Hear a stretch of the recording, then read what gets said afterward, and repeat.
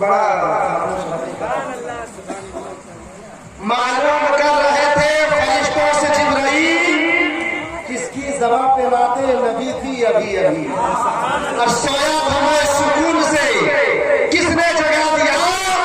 यादें नबी में आंख लगी थी अभी अभी, यादें नबी में आंख लगी थी अभी अभी।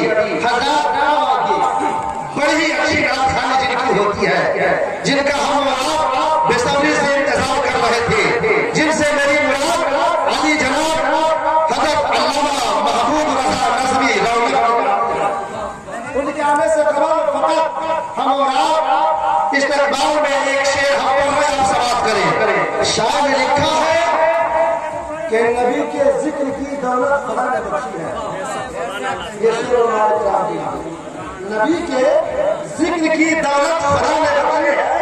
हमारे घर में कोई बेज़बान थोड़ी है, नबी के जिक्र की दौलत खुदा ने बख्शी है।